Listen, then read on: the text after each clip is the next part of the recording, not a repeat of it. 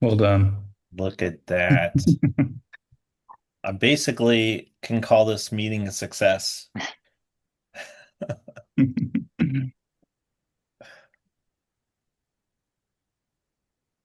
All right. So a lot of people trickling in. And Mr. Nick, good morning. Good morning to you, sir. How are you? And it really is morning for you now when I say that on these 9 a.m. for me calls. It is. I'm not used to Pacific time at all, Chris. I took too long to do a workout that I didn't finish, Chris, and I feel great, but extremely exhausted. So Yeah, if I look sweaty and horrible, it's because I am. you're glistening. Thank you. Thank you. I'm just glowing to have this whole team here. All right. I think we're good to get started. No no reason to delay any longer. Hopefully everybody can see the Workday Build deep dive slide on the share there. Get a thumbs up from somebody here. Anybody? Good. Good to go. All right, cool. So welcome to the July 2026 Workday Build deep dive call. Um, I'm your host today. Surprise, Amir. We got some good stuff. We're going to talk about the merge conflict manager.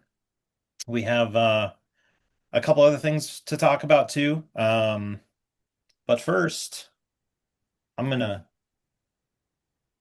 talk about our product statement because we love to make forward-looking statements on these calls. It's my favorite thing to do. And I just encourage everyone not to make any purchasing decisions based on the things that come out of my mouth today. All right? All right. Excellent. Agenda, developer program updates. We got a couple things to share there. Best practice of the month. I did come up with something. Orchestrate Report Services. This is a cool feature. We're going to talk about that. I'm going to do a little presentation there. And then we're going to have Merge Conflict Manager, and that's going to be Todd and Jared covering that. All right, so developer program updates. DevCon recordings. They're still out there. They're still good. If you haven't had a chance yet, I would encourage you to check it out. There's some good stuff, right? And, you know, any opportunity to show this picture of Joe, I'm going to take it. So there's that. So good. I kept it in. Now we have a new EA starting for the extended metrics UI being getting a little overhaul, getting a lot of love. There's an EA sign up. You can go out on the forums or you can scan this code and sign up. There's a Google form, and I'm excited. There's good enhancements coming there. Gonna try to improve the quality of life, help people get the information they need easier. Um, if you sign up for the EA, make sure you give feedback because that's how we're gonna make it better. Sign up, check it out. All right. Before I go on to the best practice of the month, Nick, Tony, Bobina, do we have any other dev program stuff that we want to talk about? I got a quick one. Prima and myself will be headed to sunny, beautiful, although I guess it's winter, Australia in September for another round of Built on Workday Developer Days, and it's going to be super dope. We hope to see folks there. Stay tuned. We will be sending out invite information probably at next month's DPUC call. What else we got? What else we got? You want to tease GitHub? You Do it. should go for it. Yeah. I So, think you did. I think you yeah. did. What? Again, forward-looking stuff. Yeah, yeah. So we are trying to get together a bunch of examples and, projects that you can use to start building your own Workday applications. And we're going to create all of those and put them on GitHub so you can easily like fork, copy, see how things work, read some code, don't read some code. It's going to be fun. And that's coming to you soon. So, yeah. Good stuff. Sounds like I need to get a passport because I think Australia sounds fun. All right, that's moving backwards. Best practice of the month. This is a simple one, but I see this a lot in people's code on the forums and apps they write, let's say you have a list of statuses you're checking against, and you just keep throwing those or conditions in there. Status is equal to in progress, or it's pending, or submitted, and then maybe another one comes in later. You could just make this a proper list, okay? Make it a list. We're using const there, right? Status list, I've got all my values, and then I just do a dot contains against the list to see if it exists. And now if I need to add another one, I don't have to do a full condition, right? I just drop it in there. Much easier to maintain.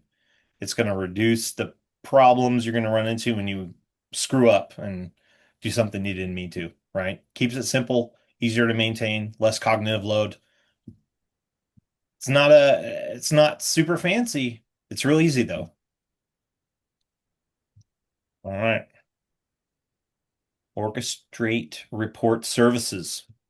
Okay, I've got some slides here, but I'm actually just going to jump out and go straight to the Orchestrate because it's, I'd rather show you than tell you.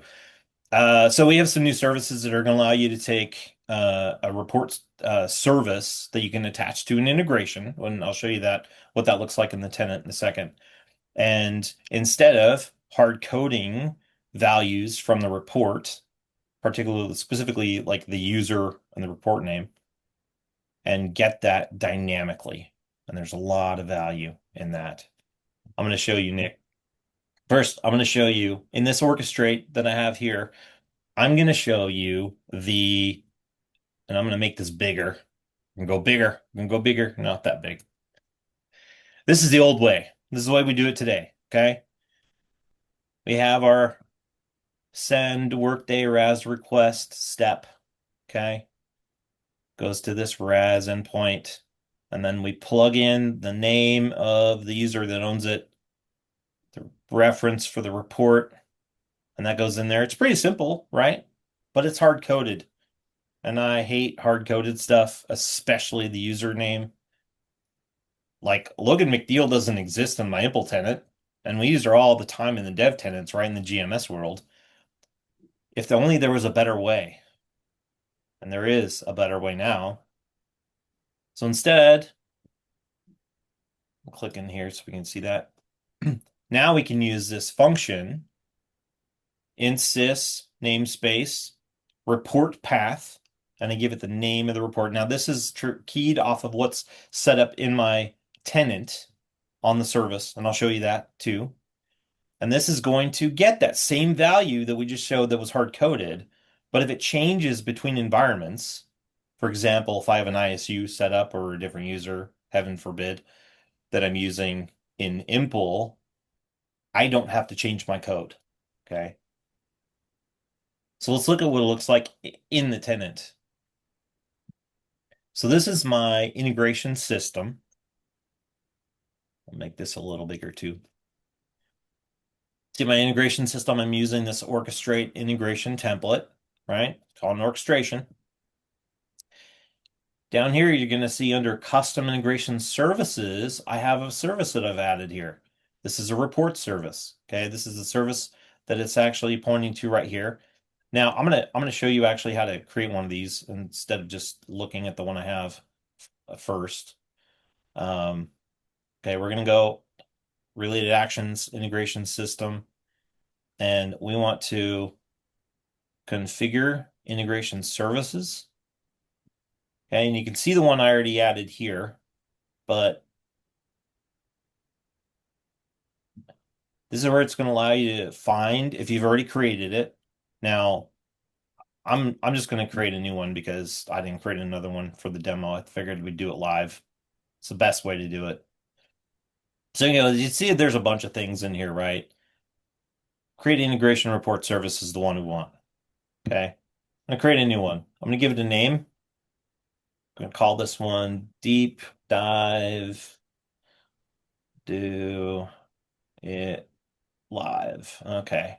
Now, what's the name of my report service? We're going to just call it report service for demo. Okay, that's it. Now, I have a report service. Cool. It's beautiful. It's going to show it here. Didn't show me the name yet. That's okay. Click OK. Now I've got 2 of them. Now we'll go and we're going to open the one I already have. Close this extra window. Okay, so this is one I already have set up. You can see in here, I've got a report for it. The reference I've given it the name worker data. Okay. I've got a little description, and then under report configuration, we see that same worker data here, and this is the actual report that it's pointing to in the tenant. Okay. Now, people who have worked with Studio for years probably have done all this before. I'm assuming there's probably some in the audience who haven't done it in a while or haven't done it at all. So this is really for you. Let's go and look what that looks like for the new one that we just added here. Okay. Now, remember, I added this report service for demo in there, but I never gave it a report. I never pointed it to anything. So it's not pointing to anything. We need to do that. So we're going to go up here on the report service itself, related actions, and configure integration reports. Now you can see my list. I only have the one. And this is where we can add one. Okay. So I just type deep dive. So this is the same one I had in the other one, right? Click OK. And now this is the name we're going to key off of. And this is the report it's going to point to. Now you can change this, right? In tenant. So if you want to point to a different report, especially if you're doing any kind of testing, you don't have to muck with your orchestration at all. Code doesn't change. You change it on the service. It's nice and convenient. So I'm going to jump to, let's see. Now, to show you the integration event.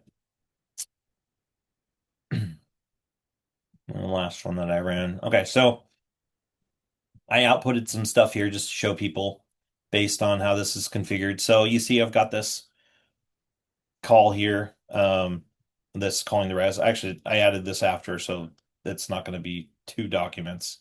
A couple things I'm doing. I'm going to add an integration message, and I'm just going to show you what that insys report path worker data. That's a friendly name I gave it in the tenant. So make sure that matches. And I just wanted to show y'all what it shows up as. So we're going to drop this in the integration event. And then I'm storing the documents. I've got a couple documents I'm storing. I'll show you those. I see there's lots of questions in the chat. I'll look at those in a second. All right, so let's look at our messages first, okay? So I drop in this worker data message. This has the actual output from the RAS just to show you that, it did it. But what I really want is first the report path. So you can see here is that integration message I built and gives us L. McNeil and then the deep dives worker report. This is the port it's pointing to. So this is the part that you needed and that you got dynamically with that function, right? The other thing is there's some other functions, right? It's not the only function we got here.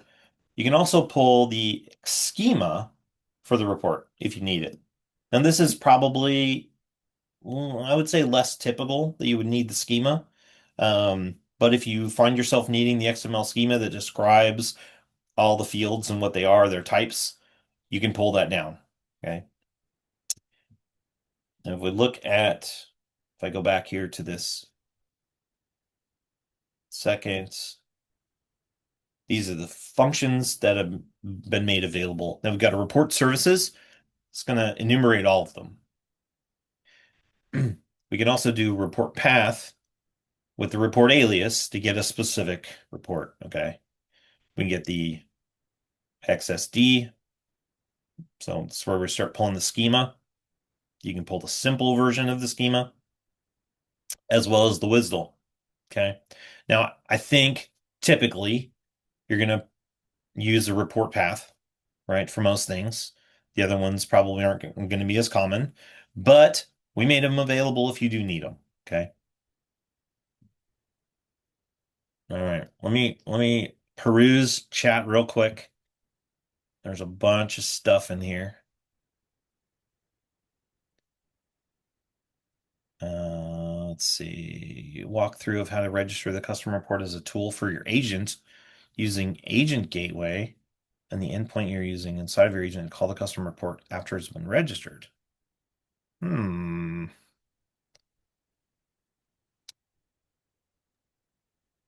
think when I did this, I was just using, there's a specific RAS, just one RAS MCP that you, or tool endpoint that you register and get the WID for that one. And that's the only one you need to call any report, because after that, it's based on your security. I can look that up because I don't know the WID off the top of my head, but I did write a tool to help with this too, the ASOR assistant tool. I'm here peddling my own open source software.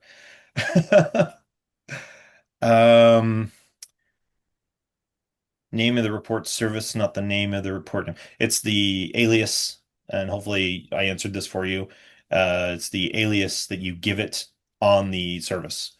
Now there's actually another version of the function that you can specify which service as well as a second parameter. So that's important to know if you've got multiple services. I assume you could do that level of modular abstraction with WQL. You can do a lot of the same stuff you're trying to do here with WQL. But there's a lot of cases where you still want to use RAS. And so that's kind of what this is talking for. Also, this is only available for integrations. That's like a really important thing to note here. So you're not going to do this in a sync orc, right? Or an async BB triggered. This is only for the integration type orchestration template. Although I've, been begging product to add something like this to extend, and I don't think they're going to listen to me, but I think it would be cool. You'd be surprised. Yeah. Anybody who will listen to me, I will ask. Like 250 Okay. It's like Aiden jumped in on a couple things. Thank you. Nick, yes, I'm embarrassed for myself. What's the use case for this sort of orchestration integration system? So we use in integrations RAS reports all the time for, imagine you're doing a boomerang, right? You need to pull data out of Workday and then do a transaction back in. That would be a super common case. I will say though, like as we've moved into Orchestrate, and this is kind of something that came up earlier, WQL is being used a lot more heavily, right? We use it a lot in the extend world, and now we're seeing a lot more in the integrations world thanks to Orchestrate and O4i. So it's a balance, right? And I think as time moves on, we'll probably see more and more WQL, especially with some of the enhancements that are coming. But RAS still has its place. So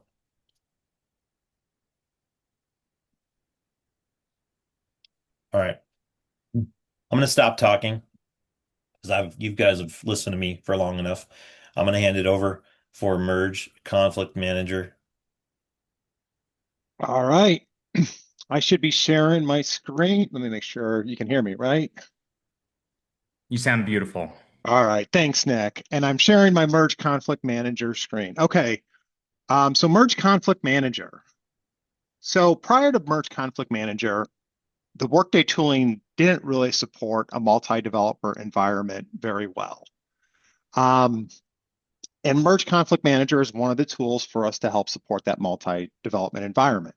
It was released and was made GA around the end of June. I want to say the last week of June, not 100% sure off the top of my head, but end of June.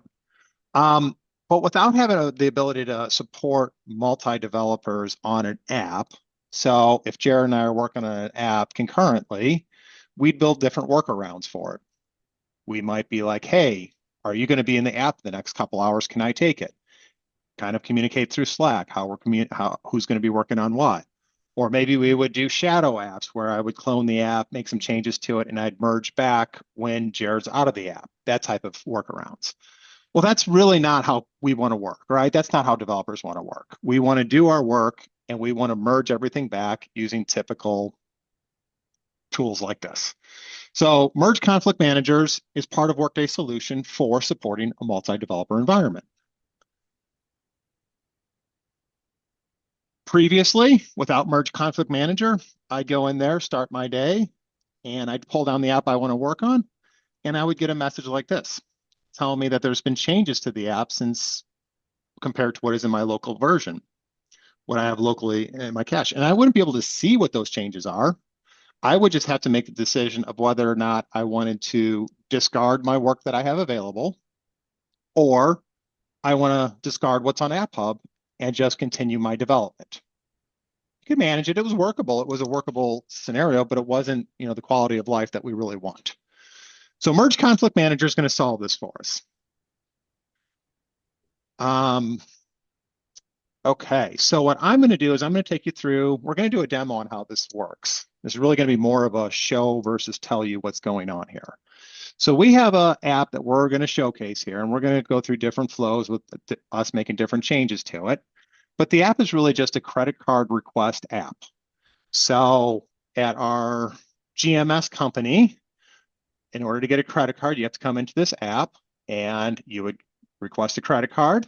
That would take you to a page where you put a credit limit on it and a business justification. So that's how our app exists today. What we're going to do here, though, is we are going to initially start this out, and Jared's going to, right now our homepage doesn't have a lot going on here. So we just want to make this look like it's more of a credit card app. It has a purpose. So I'm going to turn this over to Jared here in a second, and he's going to add code to this section here to put the credit card transactions on the homepage. So I'm going to hand it over to you now, Jared. All right. Let me know if you can see my screen. I can see it. All right. So we want to add the credit card transaction detail. I prefer to code in code mode, so I'm going to go ahead and switch it to code mode. And let's see, to get these transactions in place, I'm first going to add an endpoint.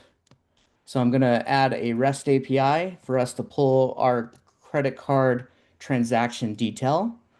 And then I want to also be able to display this on the page, so I'm going to add a grid. So let me get my grid.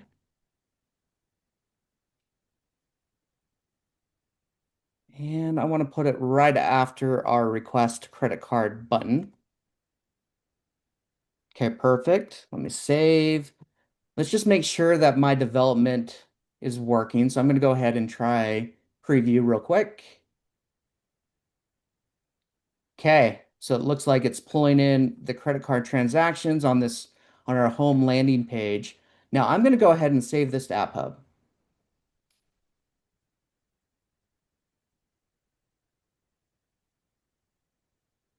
Perfect. Todd, if you want to take it back. Sure. And show how to merge my change back into your session. Yep. Okay. So I'm sharing my screen now. I should be able to see it. Jared's made some changes. Now I'm going to pick up and I'm going to start doing some of my development. So I'm going to go to my request credit card app. I'm going to open an app builder. It's coming up. And you see this little box that popped up here? It wasn't there. It took about 3 seconds to pop up. So you'll download that. While your app is downloading, it will check your local version versus AppHub. And if there are updates since your local version was copied, you will get this will display. So what I could do, I could take 2 different paths. I could just start making my changes now and deploy, and there will be a flow that we have to go through there to merge the changes in. But for the first demo, what I'm going to do is I'm going to show you when I first open the app, I notice the button here, and I'm going to work this now. So I click on updates available on AppHub. So it says nothing's been added, 1 item's been modified, nothing's been deleted. So I could just apply the changes without knowing what they are, kind of like the old world, just take it without any knowledge, or I can click on this nice little view changes button, which will pop up another window. And this window here really is just going to show me the differences. So I can see the endpoint that Jared added, credit card transactions, And if I scroll down, so you get the green down here on the grid, you come down here and you can see where the grid that Jared entered. So these are my changes. Couple things here. It's only going to show you your changes, your artifacts that have changed. If you click to the show all, you're going to see everything in the app. But here it's going to default just to give you the focus of, hey, you just have to look at the home page, okay? So, okay, I'm okay with these changes. I know what was going on. I knew he was making those changes. So I'm going to merge those into my local session. So now I have done that. And if I come into my home page, I go into code mode, you can see the changes are there. Okay, now I am going to save back to AppHub, and then I'm going to hand it back over to Jared to continue the session. All right, let me take over. I can see your screen. You're good. Okay. You can see the right screen. No. I see. Yeah, the wrong screen. Yep. Let me fix that. Okay. So let's up the difficulty. So now what we're going to do is demo a more complex flow. We're both going to be making changes in the app builder at the same time. So what we're going to see in this demo is it's not going to work so nicely where we have no conflicts. We're going to introduce conflicts. So we're both going to be working on a sprint, and we have a bunch of different tickets here. And so what I'm going to be doing is I'm going to be taking care of ticket 1. So I'm going to add a monthly spend limit field to our business object. So we limit the amount that can be spent per month. And then Todd is also going to make an update to that same business object, and he's going to add a new field called card type.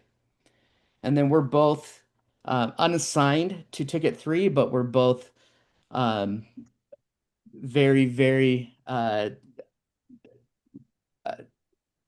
we're very, very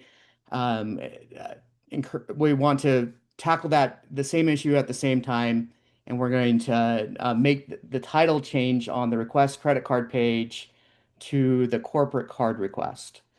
And so we both are going to tackle that same ticket at the same time and introduce the second contact or conflict. So let's go ahead now, and I'm going to go ahead and make these changes. So I'm in here, and I am going to go to the business object. Let's see. Let me go to credit card request. And for adding a field to a business object, I prefer to do this in visual mode. So I'm going to come in here and add my new field. And I'm going to add monthly spend limit. Okay, and it's going to be a decimal, and I'm going to put that to 2 decimal places. All right, so I have that in here, and then I'm going to go to the request credit card page, and I'm going to change the title here. So we want to change the title here to, based on ticket 3, corporate card request. Now I'm going to purposely misspell this. It's just so you can see, because Todd is actually going to be making that same change, just so you can differentiate my change compared to his change. So I've made both my changes, and I'm currently in App Builder, and these changes are currently in my session. So now I'm going to flip it over to Todd, and he is going to work his tickets. Okay. Okay, I think I've taken over your share. So my changes that I need to make is I need to add another field to the business object, and I also need to change the title on that one page. So first, I'm going to go into my business object, and Jared is still working locally, so I don't see his new field here. I'm going to add my field, which is card type. Card type. That's going to be a text field for our demo purposes. And I'm going to say done. So we got the card type added. Now I'm going to go to the request credit card page, and I'm going to stay in visual mode, and I'm going to change that title, but I'm going to spell it correctly to corporate credit card request. Okay, I've made my changes, and now I'm going to save them to AppHub. And then Jared will show you how this looks when he goes to try to deploy.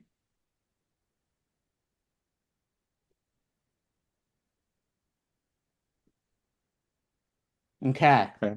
So I'm currently still in App Builder, and you'll notice that it did automatically detect that there are updates available in AppHub. But let's say I ignore that. What if I just go ahead and try and save to AppHub or try to deploy? So if I go ahead and try to save to AppHub, you'll notice that it will not let me save to AppHub, cannot save to AppHub, and I have to merge these changes into my code line before that can happen. So what changed? So it looks like based on the summary, we have two modified objects currently in AppHub. And I'm going to go ahead and get to the code diff report by hitting the view changes. So this is going to open up in another tab a code diff report. Now, I want to highlight here is that it's actually not comparing my session changes to what's latest in AppHub. You'll see here it's comparing two different AppHub versions. And so I just wanted to call that out. It is kind of confusing because you might expect this to be actually comparing what's in my session, but it's not. And so the product team is looking at providing an enhancement to make sure that's more clear in the future to hit sometime in October. So if I look here on the left, let's go ahead and review the changes on the request credit card page. So if I scroll down here, you'll see that Todd has added, that was ticket 3, has added the change for the corporate card request. But you see here, I also attempted to make that same change, but this is actually what the title was in the AppHub build 23. And so just kind of keep in mind is that it's actually comparing AppHub versions and not currently what's in my session. But I can still get a good idea of what's currently out there in the latest version of AppHub. Okay, so let's go ahead and look at the changes for the business object. So again, if I scroll down here, I can see that Todd is attempting to add this card type field, and I had added an additional field in my session as well.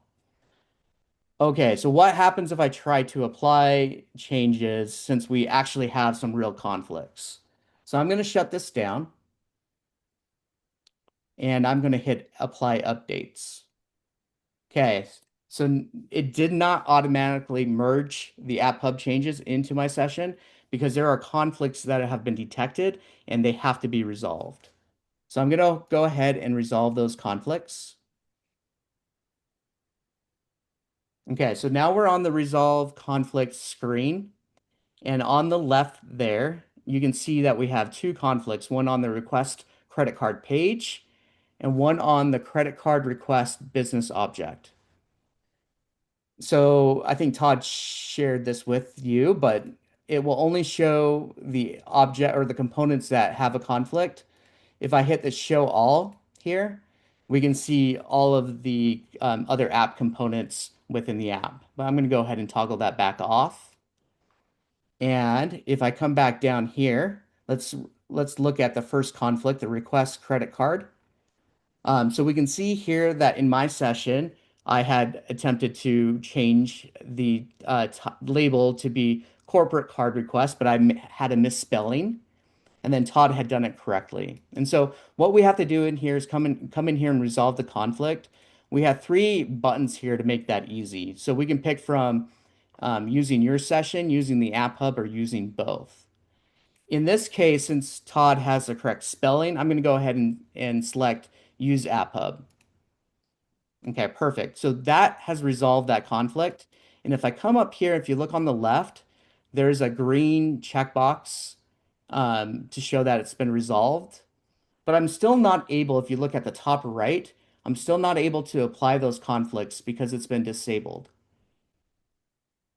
And so you have to resolve all the conflicts in order for this apply button to be re-enabled.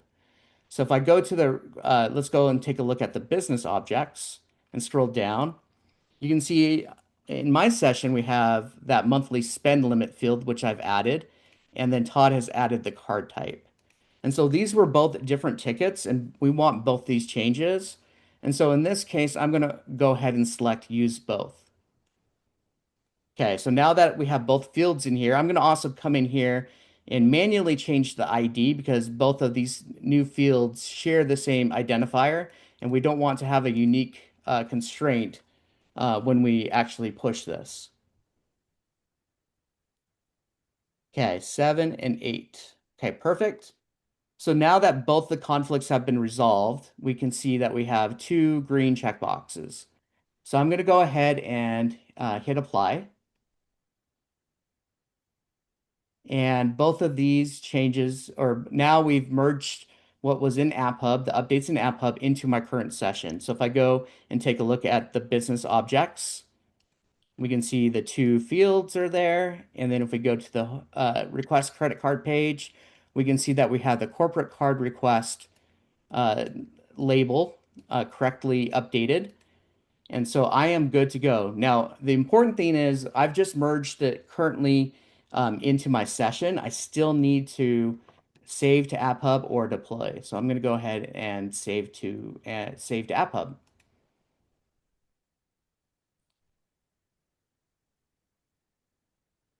Okay, perfect. So now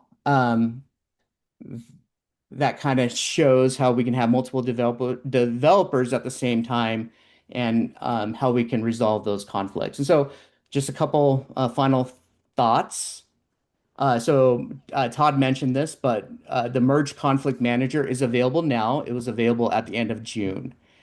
Now, all of the components in App Builder are supported and they're part of the scope, but orchestrates are not. So orchestrates are built in Orchestrate Builder, and so it's not part of the Merge Conflict Manager functionality yet.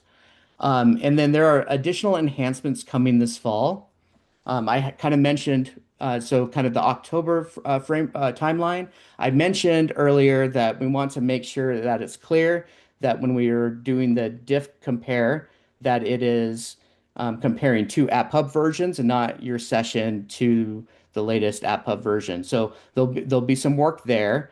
And then additionally, in the app manager, when you go to the activities tab, you can see a history of all the different builds. And so there's going to be work there to provide that same diff experience and be able to show that between the different versions and builds on that activity page. So yeah, that is Merge Conflict Manager. I don't know, Todd, have you been monitoring the chat for questions? I have, and I think you've covered everything in there. Parallel updates, we kind of demoed that where I made one and then Jared made it. And so for parallel updates, I think we demoed it, but the takeaway is it's going to compare when you download. It's going to compare when you try to push to AppHub. So it's going to hit you at both sides to give you the ability to merge. It's going to do that validation. So I think we took care of that one. There was one question about if it would work with Local Sync, and I think the point there is just to remember that it's AppHub, anything that's in AppHub, not what's actually in your like working version. So custom objects, that was a little side one. Nick answered that one. It is available now. Yeah, I think we covered it. Is this feature available while promoting apps? So the promotion page will have this functionality as one of the fall enhancements. Safe Harbor, that is another area that the upcoming enhancements will be added. So we're expanding the areas where you'll be able to get to it. Will this extend to managed agent builds once they are GA? I'm going to safe harbor my statement on this one. I'm not entirely sure, but I believe that is to be true. What I would say safe harbor is if it's in the source code of your app, I would have a hard time believing it wouldn't be subject to this. Yeah. At least as DevRel, an extended DevRel family here, that's what we would be advocating for. Yeah. Yeah, we're going to fight for that if it's not. So.